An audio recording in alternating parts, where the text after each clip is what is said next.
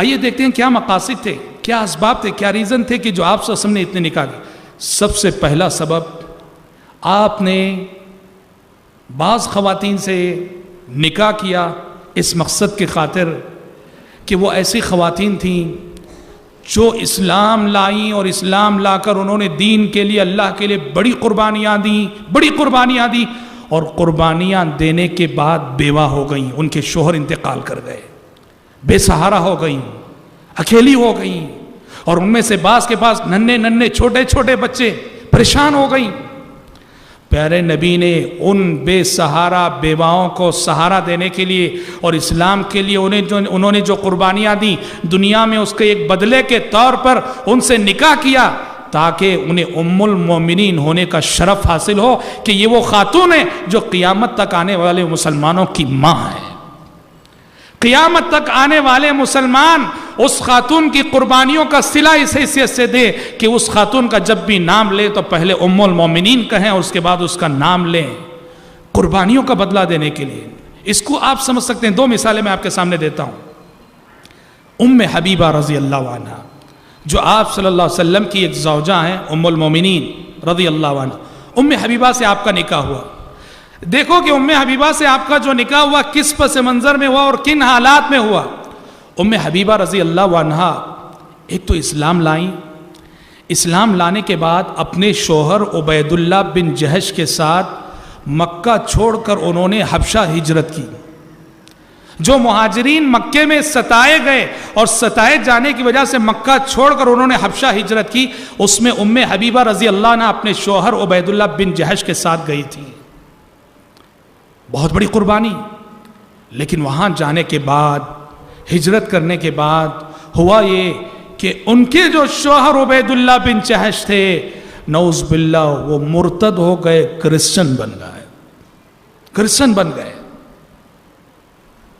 ام حبیبہ رضی اللہ عنہ نے بہت سمجھایا اپنے شوہر کو، اور جس دن وہ کرسچن ہوا عبید اللہ بن جہش، اس سے پہلی رات ام حبیبہ نے خواب بھی دیکھا جس میں انہوں نے اپنے شوہر عبید اللہ بن جہش کو نہایت خطرناک چہرے میں، کالے چہرے میں، سیاہ چہرے میں دیکھا تھا، اور صبح اس خواب کا حوالہ دے کر بھی سمجھایا کہ اللہ سے ڈرو، میں نے آج کی رات تمہارے سلسلے میں ایسا خواب دیکھا ہے، مرتد نہ ہونا۔ پر وہ شخص مانا نہیں، مرتد ہو گیا۔ سوچو کتنی بڑی بات ہے، ایک خاتون اسلام لاتی ہے اور اللہ کی رضا کی خاطر اتنی بڑی قربانی دیتی ہے، مکہ چھوڑ کر ایک اجنبی مقام پہ جاتی ہے، اور اس اجنبی مقام پہ شوہر اتنا بڑا دھوکہ کرتا ہے، کرسچن بن جاتا ہے، اکیلی ہو گئی، تنے تنہا ہو گئی۔ پیارے نبی صلی اللہ علیہ وسلم نے ان کی قربانیوں کو دیکھ کر آپ صلی اللہ علیہ وسلم نے ان کی ام المومنین بنانے کا فیصلہ کیا، اور نکاح ایسے ہوا کہ ام حبیبہ وہیں تھی، حبشہ میں تھی، اور نجاشی جو مسلمان ہو گئے تھے، حبشہ کے بادشاہ، انہوں نے نکاح کی ساری کاروائی انجام دی، اور شرحبیل بن حسنہ کے رضی اللہ عنہ کے ساتھ ام حبیبہ کو پیارے نبی کی خدمت میں بھیجا تھا۔ اور یہی آپ دیکھیے ام سلمہ رضی اللہ، ام المومنین ام سلمہ رضی اللہ عنہ، ان کا جو نکاح پیارے نبی کے ساتھ ہوا وہ بھی یہی پس منظر، ان کی قربانیاں۔ ام سلمہ کے پہلے شوہر ابو سلمہ، اب بڑا مشہور واقعہ آپ جانتے، ابو سلمہ اپنی بیوی ام سلمہ اور اپنے بچے کے ساتھ ہجرت کرنے کے لیے مکہ سے نکلے، مدینہ جا رہے تھے۔ راستے میں ان کے سسرالی لوگ آ گئے، انہوں نے کہا ابو سلمہ مدینہ جانا ہے تم کو، تم جا سکتے ہو، ہماری بچی کو اور ہماری لڑکی کو نہیں لے جا سکتے۔ ابو سلمہ کے سسرال والوں نے ام سلمہ کو روک لیا، ام سلمہ کے بچے کو روک لیا، اور ابو سلمہ تنہا اکیلے اللہ کے راستے میں اپنی بیوی کو، اپنے بچے کو چھوڑ کر مدینہ چلے گئے۔ ادھر ام سلمہ جو وہ بھی مسلمان تھی، مومن تھی، ہجرت کے لیے بےتاب تھی، شوہر کی جدائی پر بڑی غمزدہ تھی، اور ہر دن رویا کرتی تھی۔ بالآخر چند مہینوں بعد ان کے خاندان والوں کو رحم آ گیا، انہوں نے اجازت دے دی، ام سلمہ کو ہجرت کی۔ ام سلمہ اپنے بچے کو لے کر ہجرت کر کے مدینہ آئیں، اپنے شوہر ابو سلمہ سے مل گئیں۔ ایک زخم ملا تھا، شوہر سے جدا ہوئی تھی، ہجرت سے روک دی گئی تھی، اللہ کا کرم ہوا کہ ہجرت کی اجازت کسی طرح سے ان لوگوں نے دے دی اور آ کے شوہر سے مل گئیں، اور ابھی شوہر سے مل کے تھوڑی ہی مدت گزری تھی کہ شوہر ابو سلمہ کا انتقال ہو گیا۔ دیکھو اسلام کے لیے قربانی دینے کے بعد یہ خاتون بے سہارا ہو گئیں اور چھوٹے چھوٹے بچے ان کی گود میں۔ پیارے نبی صلوات اللہ وسلم علیہ نے ان کی قربانیوں کو دیکھ کر آپ نے فیصلہ کیا کہ انہیں اپنے نکاح میں لینا ہے۔ پیارے نبی نے ابو سلمہ کے انتقال کے بعد ان کو وصیت کی تھی کہ ابو ام سلمہ یہ دعا پڑھتی رہو، اللہم اجرنی فی مصیبتی واخلف لی خیرا منہا، پروردگارا یہ جو مصیبت میرے شوہر کے وفات کی شکل میں آئی ہے، اس مصیبت کو میرے لیے باعث اجر و ثواب بنا اور ابو سلمہ سے بہتر شوہر عطا فرما، اس سے بہتر جانشین عطا فرما۔ ام سلمہ کہتی ہیں میں یہ دعا جب پڑھتی تھی میں سوچتی تھی ابو سلمہ سے بہتر شوہر، ابو سلمہ سے بہتر جانشین، میری نظر میں ابو سلمہ سے بہتر شوہر کوئی نہیں ہو سکتا تھا۔ ابو سلمہ اتنے اچھے شوہر تھے کیونکہ ام سلمہ کے خواب و خیال میں بھی یہ بات نہیں تھی کہ پیارے نبی کی بیوی بننے کا شرف انہیں حاصل ہو، سوچا بھی نہیں تھا انہوں نے کبھی۔ اور جب پیارے نبی نے انہیں پیغام بھیجا، انہیں اپنے نکاح میں لیا، بہت بڑی سعادت مندی انہوں نے اس کو سمجھا۔ تو دیکھیے اس طرح آپ صلی اللہ علیہ وسلم نے جو شادیاں کیں اس کے پیچھے ایک ریزن یہ تھا، کچھ خواتین جنہوں نے اسلام کے لیے قربانیاں دیا، قربانیاں دینے کے بعد تنہا ہو گئیں، بیوہ ہو گئیں، پیارے نبی نے انہیں اور ان کے معصوم بچوں کو سہارا دینے کے لیے پیارے نبی نے انہیں اپنایا بیوی کے طور پر، تاکہ دنیا میں ان کی قربانیوں کا بدلہ انہیں اس شکل میں دیا جائے کہ قیامت تک آنے والے مسلمان انہیں ام المومنین کہہ کے پکارے۔ اور حضرات دوسرا سبب، دوسرا ریزن جو آپ صلی اللہ علیہ وسلم نے شادیاں کی، اس کے پیچھے ایک حکمت اور ایک فلسفہ یہ بھی تھا کہ آپ نے بعض شادیاں اس لیے کی کہ ان شادیوں کے ذریعے سے دشمن کی دشمنی کو کمزور کرنا مقصد تھا۔ دشمن کی دشمنی کو کمزور کرنے کی ایک پالیسی تھی وہ، کیونکہ عربوں کی عادت تھی، عرب کے لوگ اپنے داماد کے خلاف سازش کرنے کو عیب سمجھتے تھے، داماد کے خلاف کھلم کھلا لڑنے کو عیب سمجھتے تھے عرب کے لوگ۔ پیارے نبی صلی اللہ علیہ وسلم نے اس حکمت کو پیش نظر رکھتے ہوئے بعض خواتین سے نکاح کیا، اس لیے کہ ان کا باپ جو تھا وہ اللہ کے نبی کا جانی دشمن تھا۔ پیارے نبی نے ان سے نکاح کیا تاکہ اس نکاح کے ذریعے سے ان دشمنوں کی دشمنی کو توڑا جائے، کمزور کیا جائے۔ چنانچہ آپ دیکھیے امہات المومنین میں سے 3 امہات المومنین ایسی ہیں جو پیارے نبی کے 3 بڑے دشمنوں کی بیٹیاں ہیں۔ 3 امہات المومنین ایسی ہیں جو پیارے نبی کے 3 بڑے دشمنوں کی بیٹیاں ہیں۔ کون؟ سب سے پہلی تو خود ام حبیبہ رضی اللہ عنہ۔ ام حبیبہ رضی اللہ عنہ یہ ابو سفیان کی بیٹی تھی رضی اللہ عنہ۔ ابو سفیان الحمدللہ فتح مکہ کے موقع پہ مسلمان ہوئے، لیکن فتح مکہ سے پہلے وہ پیارے نبی کے بہت بڑے مخالف تھے، بہت بڑے دشمن تھے۔ احد کی جنگ مشرکین انہی کی کمانڈنگ میں لڑے تھے۔ تو ام حبیبہ رضی اللہ عنہ یہ ابو سفیان کی بیٹی تھیں۔ اچھا، صفیہ رضی اللہ عنہ آپ کی ایک بیوی صفیہ رضی اللہ عنہ، یہ آپ کی ایک اور بڑے جانی دشمن جو یہودی تھا حیی بن اخطب، اس کی بیٹی تھی حیی بن اخطب۔ اسی طرح آپ کی ایک تیسری بیوی ام المومنین جویریہ رضی اللہ عنہ، جویریہ جو ہے آپ کے ایک اور دشمن جو بنو المصطلق کا سردار تھا، حارث اس کا نام تھا، قبیلے بنو المصطلق کا سردار حارث اس کا نام تھا، جو پیارے نبی کا بہت بڑا دشمن تھا، اس کی بیٹی تھیں۔ پیارے نبی نے اپنے 3 بڑے دشمنوں کی بیٹیوں کو اپنے نکاح میں لے لیا۔ اب ان کی بیٹیاں جیسے ہی پیارے نبی کی بیویاں بن گئیں، اب اس کے بعد انہیں شرم آتی تھی پیارے نبی کے خلاف کچھ کرتے ہوئے، کچھ سوچتے ہوئے۔ جب سے 3 امہات المومنین کا نکاح، ان کی 3 بیٹیوں کا نکاح پیارے نبی کے ساتھ ہو گیا، ان کی دشمنی وہیں کمزور پڑ گئی۔ بلکہ احادیث سے تو پتہ چلتا ہے کہ نکاح ہونے کے بعد ان میں سے بعض دشمن رسول ہوتے ہوئے بھی ہاں پیارے نبی کے گھر کو آتے تھے، پیارے نبی کے گھر آنے پہ مجبور تھے، وہ دشمن ہیں پر داماد ہیں، بیٹی ان کے نکاح میں ہے، پیارے نبی کے گھر آنے پہ مجبور ہوتے تھے۔ بہت مشہور واقعہ ہے کہ ابو سفیان رضی اللہ عنہ جب ابھی وہ مسلمان نہیں ہوئے تھے، اس وقت اپنی بیٹی ام حبیبہ کے گھر گئے، جو کہ ام المومنین ہے، پیارے نبی کے گھر گئے، کمرے میں داخل ہوئے، حجرے میں داخل ہوئے، اور پیارے نبی کے بستر پہ بیٹھنا چاہا ابو سفیان نے، تو ان کی بیٹی ام حبیبہ رضی اللہ عنہا آگے بڑھی اور بستر کو لپیٹ لیا، سمیٹ لیا، فوراً ہٹا دیا۔ ابو سفیان دیکھتے رہ گئے، تکتے رہ گئے۔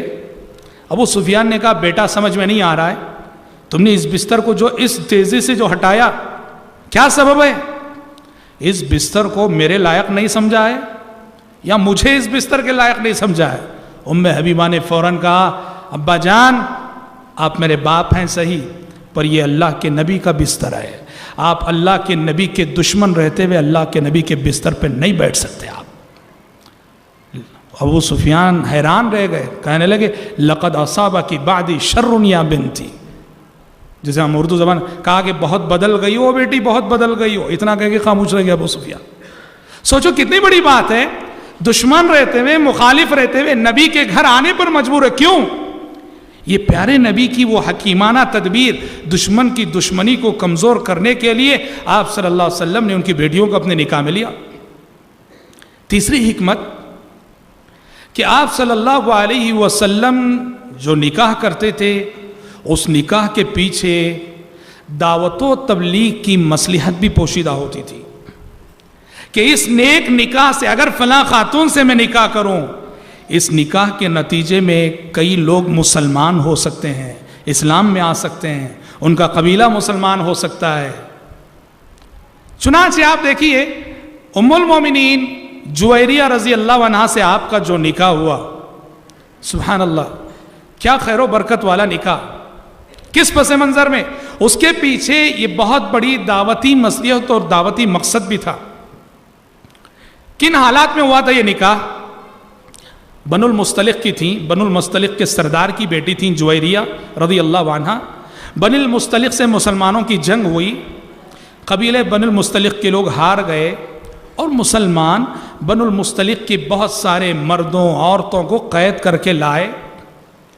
سارا قبیلہ، قبیلے کے بڑے بڑے لوگ مسلمانوں کی گرفت میں اور مسلمانوں کی قید میں ہیں، اور بنو المستلق کے قیدی سب مسلمان اللہ کے نبی نے صحابہ میں بانٹ دیے، اور انہی قیدیوں میں بنو المستلق کے سردار کی بیٹی جویریہ بھی تھی۔ اور جب قیدی بانٹے گئے، تقسیم ہوئے، تو جویریہ رضی اللہ عنہ جو اس وقت تک مسلمان نہیں ہوئی تھی، رضی اللہ عنہ، وہ ایک صحابی کے حصے میں چلی گئیں۔ وہ سردار کی بیٹی تھیں، شہزادی کی طرح تھیں، انہوں نے اپنے آپ کو غلامی میں پایا، ایک لونڈی کی حیثیت میں پایا، تو جس صحابی کے حصے میں وہ آئی تھیں، انہوں نے ان صحابی سے ریکویسٹ کی، درخواست کی، کہا کہ اس زمانے میں ایک رواج تھا، اسے مکاتبہ کہا جاتا تھا، کہ غلام اور آقا میں کمپرومائز ہوتا تھا، میں آپ کو اتنا پیسہ دے دوں گا، آپ مجھے آزاد کر دینا۔ وہ جس دن وہ اتنی رقم دے دیتا وہ آزاد کر دیتا۔ جویریہ رضی اللہ عنہا نے وہ جن صحابی کے قید میں تھیں ان سے وہ کمپرومائز کر لیا، میں آپ کو اتنی رقم دے دوں گی، آپ مجھے آزاد کر دینا۔ صحابی نے کہا ٹھیک ہے۔ اب وہ رقم اس کا انتظام کرنا ہے، پیسے کا انتظام کرنا ہے، سیدھے جویریہ رضی اللہ عنہ کہاں گئیں؟ نبی کریم صلی اللہ علیہ وسلم کی خدمت میں گئیں، اور آپ سے عرض کیا کہ اے اللہ کے نبی، آپ دیکھ رہے ہیں میں ایک سردار کی بیٹی ہوں، اور کیسی ذلت میں مبتلا ہوں کہ اب میں لونڈی بن چکی ہوں، آپ کا بڑا احسان ہوگا اگر آپ مجھے اتنا پیسہ دے دیتے ہیں کہ میں غلامی سے آزاد ہو جاؤں۔ پیارے نبی سے درخواست کی، پیارے نبی نے ان سے کہا کہ جویریہ دیکھو، چاہو تو میں تمہیں وہ پیسہ دے دوں گا، جاؤ آزاد ہو جاؤ، آزاد ہو کے اپنے گھر چلے جاؤ۔ سیکنڈ چوائس یہ ہے کہ میں خود تمہیں آزاد کرتا ہوں، اور میں خود تمہیں آزاد کر کے میں تمہیں ام المومنین ہونے کا شرف عطا کرتا ہوں۔ جویریہ نے کہا اگر آپ مجھے اپنے نکاح میں لیتے ہیں تو میرے لیے اس سے بڑی سعادت مندی کی بات کوئی نہیں. جو دوسرا مشورہ وہ مجھے منظور ہے, آپ خود مجھے آزاد کیجئے, ام المومنین بنا لیجئے. اس طرح جویریہ رضی اللہ عنہ الحمدللہ مسلمان ہوئی, پیارے نبی نے انہیں آزاد کیا اور ان سے نکاح کیا, ام المومنین بنا لیا. پیارے نبی کی نگاہیں بہت دور تک دیکھ رہی تھیں, بہت دور تک. کیا ہوا رزلٹ, نتیجہ کیا ہوا؟ جیسے پیارے نبی صلی اللہ علیہ وسلم کا نکاح اور جویریہ کا نکاح پیارے نبی سے ہوا اور پورے مدینے میں خبر پھیلی کہ جویریہ اب ام المومنین بن گئی ہیں, مدینے کے سارے صحابہ نے اپنے اپنے, میں بتایا کہ بنو المستلق کے لوگ سارے قید تھے صحابہ کے پاس, جویریہ کے قبیلے کے لوگ قید تھے صحابہ کے پاس. جیسے ہی نکاح ہوا سارے صحابہ نے اپنے اپنے قیدیوں کو یہ کہہ کے آزاد کر دیا, اصحار رسول اللہ صلی اللہ علیہ وسلم, کہا کہ جویریہ ام المومنین بن گئی, اس کا مطلب بنو المستلق کا قبیلہ نبی کا سسرالی قبیلہ بن گیا. ہم نبی کے سسرال کے لوگوں کو غلام بنا کے نہیں رکھ سکتے. آپ سارے صحابہ نے اپنے اپنے قیدیوں کو آزاد کر دیا. بنو المستلق کے سارے قیدی غلامی سے آزاد ہو گئے, اور غلامی سے آزاد ہوئے تو صحابہ کے اور نبی کے اخلاق سے وہ قبیلے کے لوگ اتنا متاثر ہوئے کہ وہ نہ صرف یہ کہ انسانوں کی غلامی سے آزاد ہوئے, غیر اللہ کی غلامی سے بھی آزاد ہو گئے. سب کے سب مسلمان ہو گئے, سب کے سب مسلمان ہو گئے. خود مائی عائشہ صدیقہ رضی اللہ عنہ فرماتی ہیں کہ اللہ کی قسم میں نے جویریہ سے بڑھ کر کسی خاتون کو اپنے قبیلے کے حق میں باعث خیر و برکت نہیں پایا. یہ کتنی خیر و برکت والی خاتون تھیں کہ اس ایک خاتون کی وجہ سے ان کے پورے قبیلے کو ایک تو غلامی سے نجات ملی اور دوسرے پورے قبیلے کو ہدایت ملی کہ پورا قبیلہ مشرف با اسلام ہوا. پیارے نبی کی نگاہیں اتنی دور تک دیکھ رہی تھیں, اس لیے آپ صلی اللہ علیہ وسلم نے دعوتی مصلحت کے پیش نظر, تبلیغ کی مصلحت کے پیش نظر آپ صلی اللہ علیہ وسلم نے بعض نکاح کیے. اور اسی طرح سے حضرات پیارے نبی صلی اللہ علیہ وسلم نے بعض شادیاں اس لیے کی کہ ان شادیوں سے کوئی بہت ہی اہم شرعی حکم بتانا مقصد تھا, شریعت کا کوئی بہت ہی اہم مسئلہ بتانا مقصد تھا, اور وہ آپ زبان سے کہنے کے بجائے پریکٹیکل لائف سے وہ میسج دینا چاہ رہے تھے. آپ وہ کیا ہے, آپ دیکھیے ام المومنین زینب بنت جحش رضی اللہ عنہ سے آپ کا جو نکاح ہوا, زینب بنت جحش رضی اللہ عنہ سے آپ کا جو نکاح ہوا, اس کے پیچھے یہی فلسفہ تھا کہ آپ اس نکاح کے ذریعے سے اللہ تعالیٰ امت مسلمہ کو اور ساری انسانیت کو ایک بہت بڑا مسئلہ, بہت بڑا شرعی حکم اور ایک بہت بڑا میسج دینا چاہ رہا تھا. وہ کیا مسئلہ ہے؟ عرب کے لوگوں کی عادت تھی وہ دوسروں کے بچوں کو لے کر پالتے تھے, جیسے آج بھی پالتے ہیں. کسی کو اولاد نہیں ہوئی دوسروں کے بچوں کو لے کے پال لیتے ہیں, اچھی بات, شریعت پالنے سے نہیں روکتی. کسی کو صرف بیٹے ہیں وہ بیٹی کی خواہش رکھتا ہے, بیٹی نہیں ہوئی کسی کی لڑکی کو لے کے پال لیتے ہیں. کسی کو صرف بیٹیاں ہیں اور لڑکے کی خواہش ہے, لڑکے کی ولادت نہیں ہوئی کسی کے لڑکے کو لے کے لیا. عرب کے لوگ یہ کرتے تھے کہ لے پالک جو ہوتا تھا, لے پالک جس بچے کو لے کر پال لیا جاتا اسے لے پالک کہتے ہیں, عربی زبان میں اسے متبنہ کہتے ہیں. لے پالک کو عرب کے لوگ حقیقی بیٹے کی طرح سے حقیقی بیٹے کا حکم دیتے تھے اور اسی لیے شروع میں آپ جانتے ہیں پیارے نبی صلی اللہ علیہ وسلم نے زید بن حارثہ, ان کو آپ نے اپنا لے پالک بیٹا بنا لیا تھا, زید بن حارثہ رضی اللہ عنہ. اور اسی لیے شروع میں زید بن حارثہ کو صحابہ بھی کیا کہتے تھے؟ زید بن محمد کہتے تھے. محمد صلی اللہ علیہ وسلم کے بیٹے زید, حالانکہ وہ پیارے نبی کے بیٹے نہیں, پیارے نبی نے لے کے پالا ہے. حضرت خدیجہ رضی اللہ عنہ کے غلام تھے, حضرت خدیجہ نے گفٹ کیا تھا پیارے نبی کو زید بن حارثہ. عرب کی اس روایت کے مطابق زید بن محمد کہلاتے تھے وہ. شریعت کا حکم یہ, سورہ احزاب میں یہ احکامات موجود ہیں کہ آپ دوسروں کے بچوں کو لے کر پال تو سکتے ہیں لیکن اسے حقیقی اولاد کا حکم نہیں دے سکتے. لے کر پالو لیکن جب بھی اس کا باپ کون ہے اس کے حقیقی باپ ہی کا نام لکھنا, باپ کی جگہ اپنا نام نہیں لکھ سکتے آپ. ہاں سرپرست کے طور پر لکھ سکتے ہیں آپ, کون سرپرست ہے, میں ہوں, لکھ سکتے ہیں. لیکن زید کو آپ نے لے کے اگر پالا ہے, اگر اس کے باپ کا نام بکر تھا وہ ہمیشہ زید بن بکر ہی کہلائے گا. آپ عمر ہیں اور آپ نے لے کے پالا ہے, آپ اسے کبھی زید بن عمر نہیں لکھ سکتے. لے پالک, عرب کے لوگ چونکہ لے پالک کو حقیقی اولاد سمجھتے تھے تو لہٰذا لے پالک کی اگر شادی ہو جائے تو اس کی بیوی کو حقیقی بہو سمجھتے تھے عرب کے لوگ, اور یہ سمجھتے تھے کہ وہ چونکہ بہو ہے اس لیے اس سے نکاح ناجائز ہے. عرب کے لوگ لے پالک کی بیوی سے نکاح کرنے کو بڑی معیوب بات سمجھتے تھے, اور شریعت کا قانون ہے لے پالک کبھی حقیقی اولاد نہیں ہو سکتا, تو لہٰذا اس کی بیوی کبھی بہو نہیں ہو سکتی.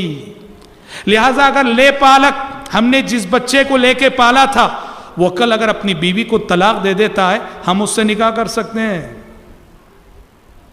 یہ میسج دینا مقصود تھا, اس لیے کہ زینب بنت جحش رضی اللہ عنہ کا پہلا نکاح پیارے نبی کے لے پالک جو تھے زید بن حارثہ ان سے ہوا تھا. زید بن حارثہ نے انہیں طلاق دی. زینب رضی اللہ عنہ کو طلاق دینے کے بعد اللہ کا حکم ہوا کہ اب زینب بنت جحش آج سے آپ کی بیوی ہیں.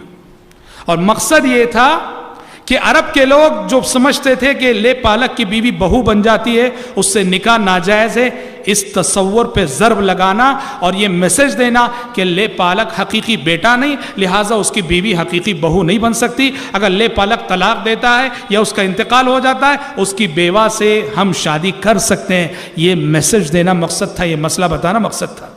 تو زینب بنت جحش رضی اللہ عنہ سے آپ کا جو نکاح ہوا وہ اس پس منظر میں. تو حضرت آپ دیکھ رہے ہیں کہ بڑی حکیمانہ, بڑی حکمتیں تھیں اور بڑے اعلیٰ مقاصد تھے, عظیم مقاصد تھے, جن مقاصد کے پیش نظر نبی کریم صلی اللہ علیہ وسلم نے نکاح کی. اور دیکھیے سب سے زیادہ زہر جو اگلا گیا ہے, سب سے زیادہ زہر اور خطرناک باتیں جو لکھی گئی ہیں مائی عائشہ صدیقہ رضی اللہ عنہ کے نکاح کو لے کر. وہ کم سن تھی, کم عمر تھی.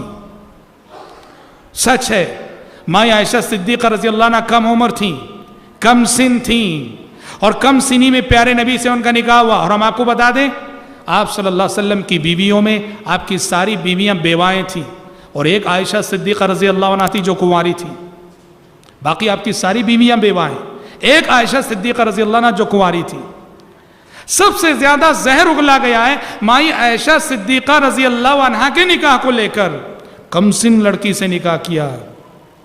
دیکھیے ہم آپ کو ایک بات بتا دیں کہ سب سے پہلے کم سن لڑکی کا تصور, 9 سال کی لڑکی کا تصور آپ ہندوستان کی 9 سال کی لڑکی پر قیاس نہ کیجئے.